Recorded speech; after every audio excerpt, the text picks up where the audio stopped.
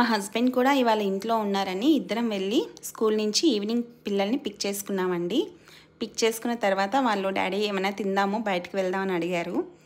So ఇంటికి కూడా వెళ్ళకుండా ఇంటి పక్కనే ఉండే స్మార్ట్ స్ట్రీట్ ఎక్స్పీరియన్స్ చేద్దామని వెళ్తున్నాము. నేనైతే ఇది పెట్టి ఆల్మోస్ట్ 2 months అయిందండి. నేనైతే ఒక్కసారి కూడా వెళ్ళలేదు.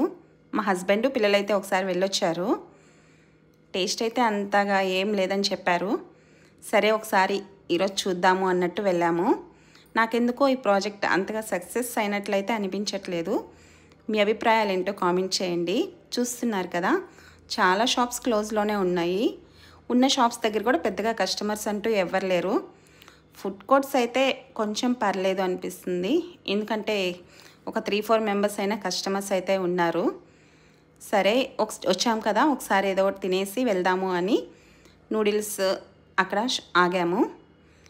ఇంకా మేమైతే gobi noodles, egg gobi noodles and ghee karam dosa తిన్నాము.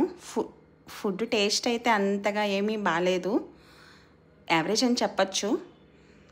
కాస్ట్ కూడా కొంచెం హై అనే చెప్పాలి.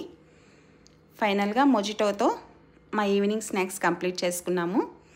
వీడియో నచ్చినట్లయితే లైక్ చేయండి, ఛానల్కి సబ్స్క్రైబ్ చేసుకోవడం మర్చిపోవద్దు. Thank you for watching.